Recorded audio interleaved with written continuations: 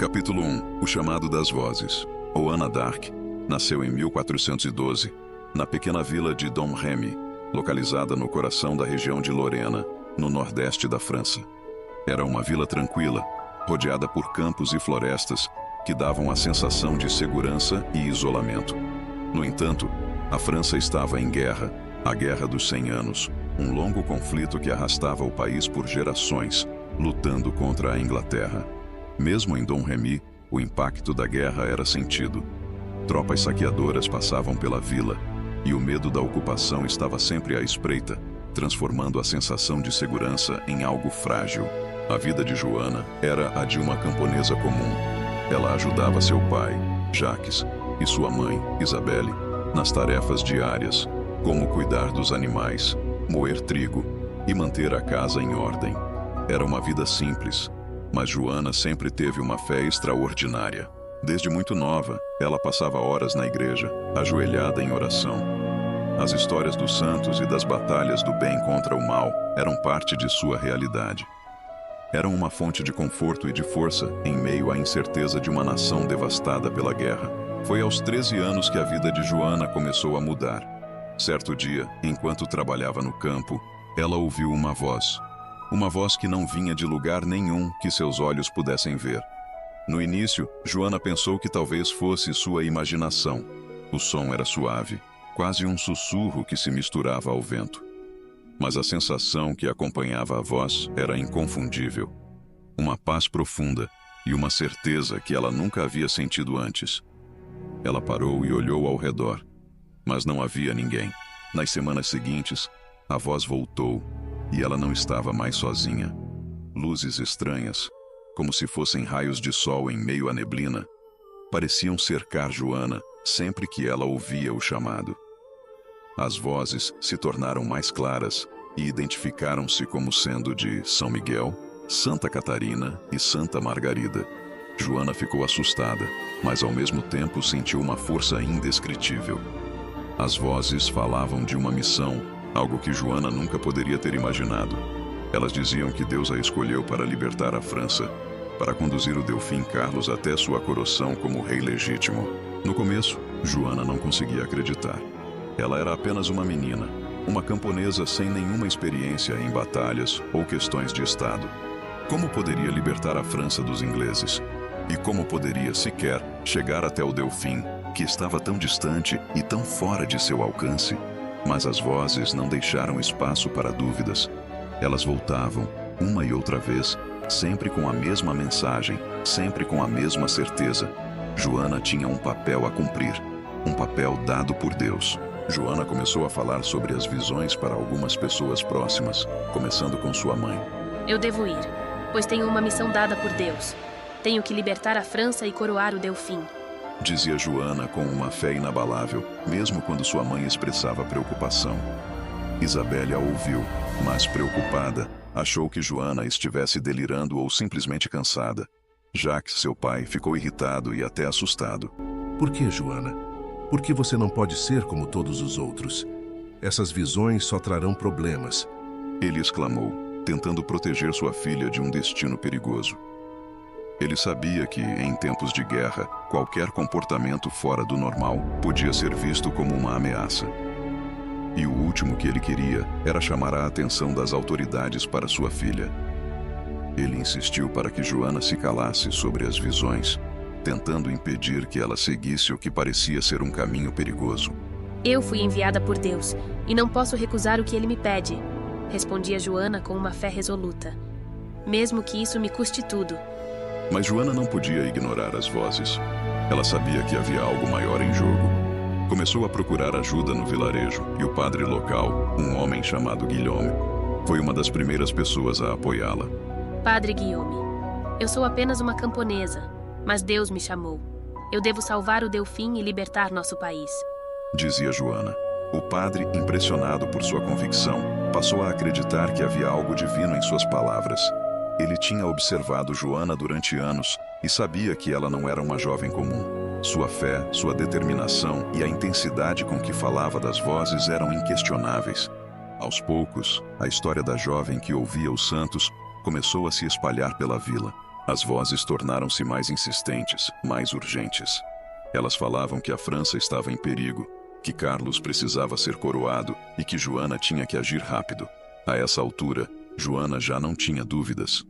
Ela sabia que precisava sair de Dom Remy e procurar aqueles que poderiam ajudá-la a alcançar o Delfim Carlos. No início da primavera de 1429, Joana finalmente tomou a decisão de partir.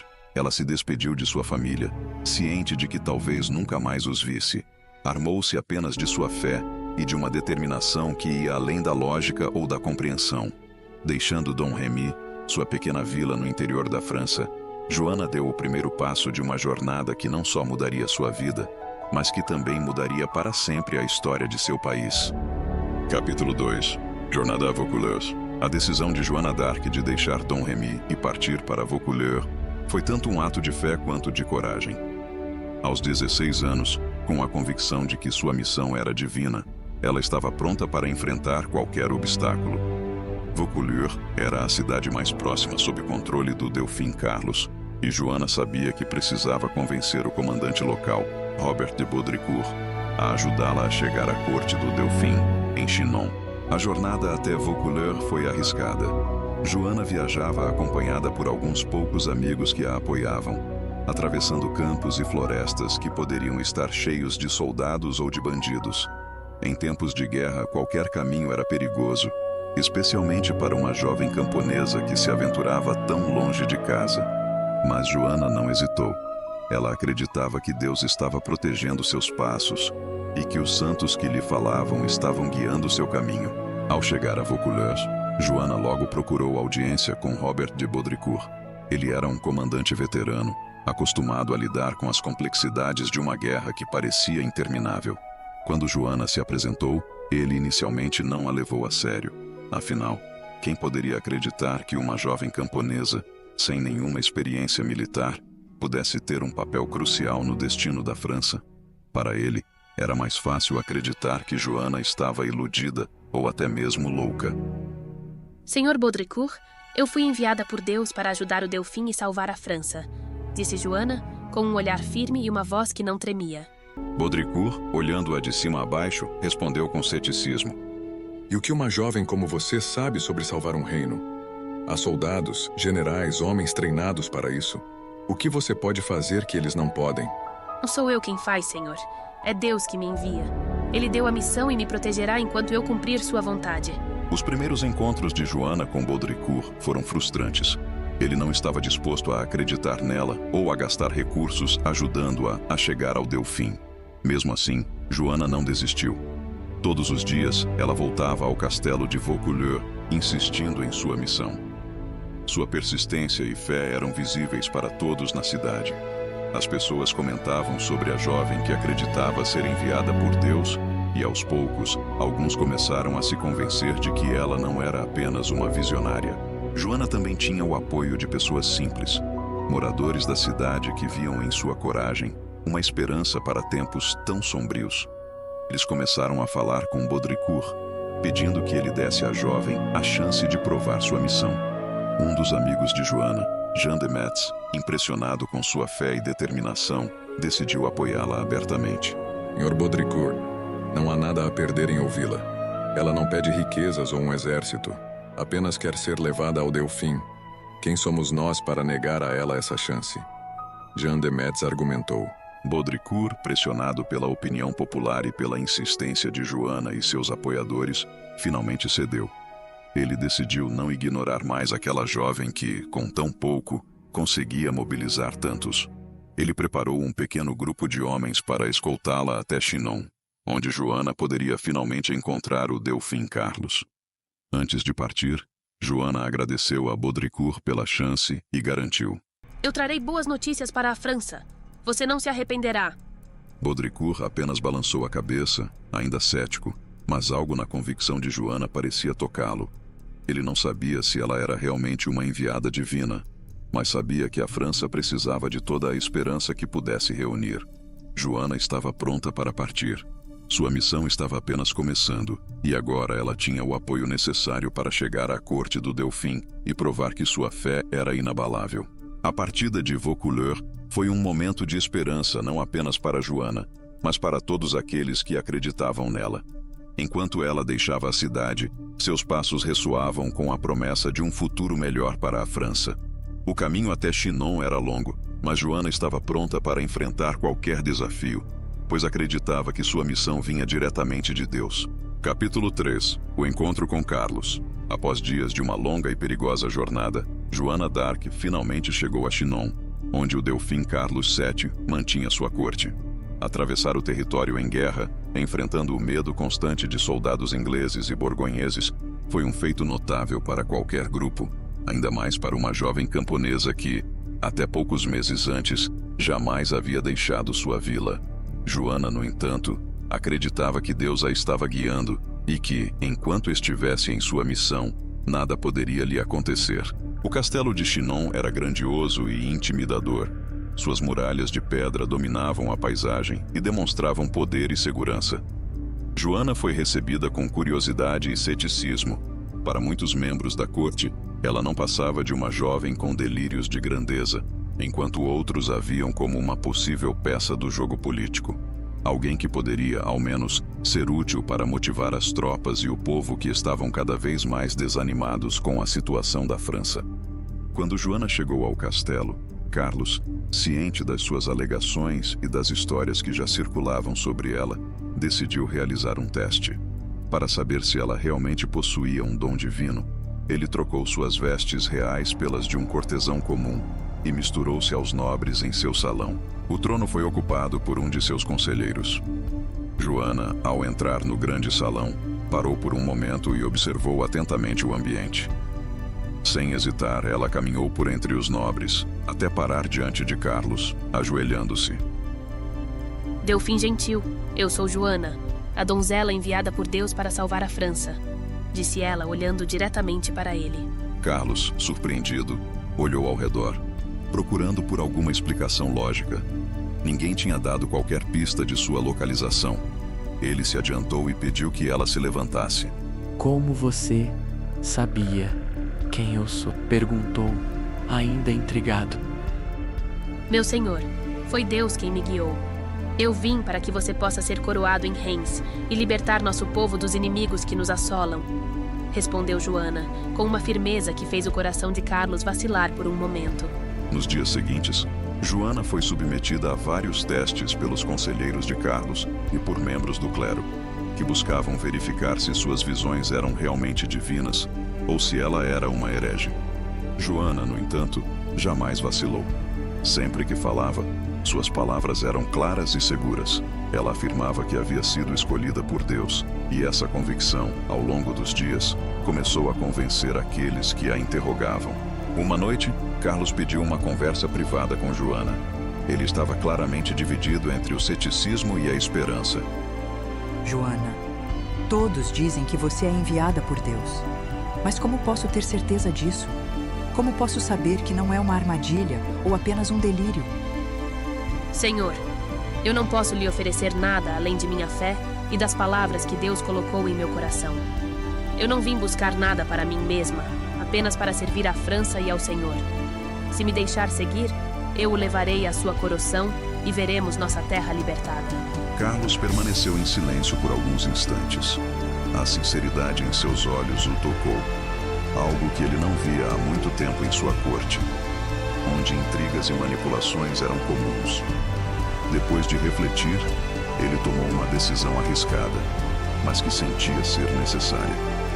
A França estava em uma situação desesperadora, e talvez Joana fosse a esperança que o povo precisava. Carlos decidiu confiar em Joana e deu a ela um pequeno contingente de soldados para acompanhá-la até Orleans, onde a cidade estava sitiada pelos ingleses e precisava de ajuda urgente.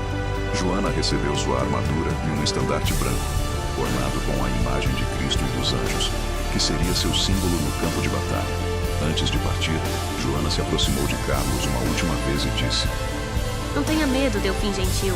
Deus está conosco e nós venceremos. Você será coroado e a França será livre. Carlos, emocionado, desejou-lhe sorte. Ele sabia que estava colocando sua esperança nas mãos de uma jovem camponesa. mas algo na presença dela o fazia acreditar que talvez tudo fosse possível. Quando Joana partiu de Chinon, ela não estava mais sozinha. Agora era a líder de um pequeno exército e carregava consigo as esperanças de um povo inteiro. Capítulo 4. A Batalha de Orleans. A partida de Joana d'Arc de Chinon em direção a Orleans foi marcada por um misto de expectativas e incertezas. Ela liderava um pequeno exército composto por soldados experientes, mas também por homens que haviam perdido a esperança depois de anos de guerra. Orleans estava sitiada pelas tropas inglesas há meses, e a cidade era uma última fronteira simbólica para os franceses. A queda de Orleans significaria um golpe devastador, praticamente selando a derrota da França na Guerra dos 100 Anos. Ao chegar nas proximidades de Orleans, Joana foi recebida por Jean de Dunois, conhecido como o Bastardo de Orleans, um dos comandantes mais importantes da defesa da cidade. Dunois não estava totalmente convencido de que Joana poderia fazer a diferença, mas ele reconhecia que ela representava uma fagulha de esperança. A primeira reunião entre Joana e Dunois foi tensa, pois ele e outros comandantes questionavam como uma jovem poderia contribuir em um cerco tão crítico. Dunois, eu fui enviada por Deus para levantar o cerco de Orleans. Nossa vitória é certa, desde que lutemos com coragem e fé, afirmou Joana, de maneira direta e confiante. Você fala com convicção, donzela. Mas os ingleses são fortes. Eles têm reforços e estoques. Nós estamos exaustos e em desvantagem. Como você pretende lidar com isso? Fé com Deus guiando nossos passos e um coração resoluto venceremos. Eles confiam em lanças e espadas, mas nós temos Deus ao nosso lado, respondeu Joana, e sua voz pareceu ecoar pelas paredes da tenda. Na manhã seguinte, Joana marchou com os soldados até os arredores dos fortes ingleses. A visão era desoladora. Campos devastados, barricadas, torres de cerco. O exército inglês estava bem posicionado, defendendo vários fortes ao redor da cidade. Joana carregava seu estandarte branco, um símbolo que logo se tornaria um ponto de referência para os soldados. Ela fez questão de falar diretamente com eles antes da batalha. Não tenham medo. Lembrem-se que Deus está conosco. Cada passo à frente é um passo para a libertação de nossa França. Joana gritava enquanto os soldados se posicionavam. Os primeiros confrontos ocorreram nos arredores do Forte Saint-Loup, um dos postos mais importantes dos ingleses. Jean de Dunois e outros comandantes coordenaram ataques táticos enquanto Joana liderava a vanguarda. A batalha foi intensa e prolongada. Os arqueiros ingleses, conhecidos por sua precisão letal, disparavam flechas sem parar, criando uma chuva mortal sobre os franceses. Em um momento crítico, Joana foi atingida por uma flecha no ombro. Joana, você precisa recuar! Gritou um dos soldados que a acompanhava, vendo a ferida. Não, continuem lutando. Este é apenas um pequeno teste da nossa fé. Joana respondeu, enquanto segurava o estandarte com a outra mão e insistia em permanecer de pé. A cena teve um efeito profundo nos soldados franceses. Eles viram nela algo que transcendia a condição humana, uma vontade divina. Com isso, um novo ânimo pareceu tomar conta das tropas, que continuaram a pressionar os ingleses até que finalmente conseguissem invadir e capturar o Forte Saint-Loup. Foi uma vitória fundamental para aumentar o moral das tropas francesas e para enfraquecer o espírito dos ingleses. Os combates prosseguiram durante os dias seguintes, enquanto Joana liderava os ataques com grande coragem. Ela se recusava a ficar na retaguarda, sempre carregando seu estandarte para onde os combates eram mais ferozes. Um dos momentos mais críticos ocorreu durante o ataque ao Forte dos Agostinhos. Dunois, preocupado com o ânimo dos homens, chamou Joana para uma conversa antes do ataque. Joana, os homens estão cansados e há medo entre eles. O Forte dos Agostinhos é fortemente defendido, disse Dunois, olhando-a nos olhos. Dunois, precisamos mostrar aos homens que não estamos sozinhos. Eu irei à frente, e eles nos seguirão. Cada um deles deve sentir que esta luta é justa e abençoada.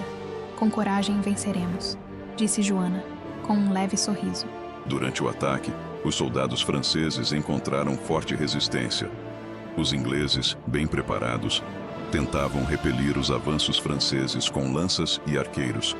Foi nesse momento que Joana, novamente, fez algo inesperado.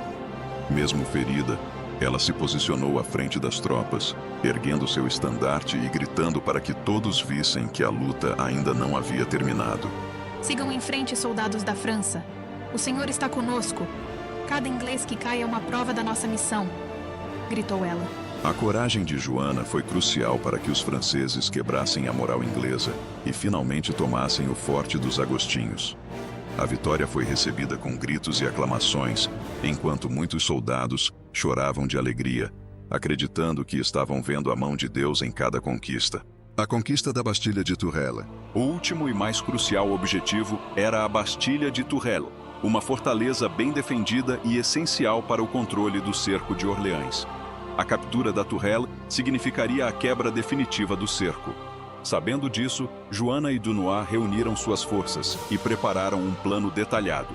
A estratégia consistia em um ataque em duas frentes.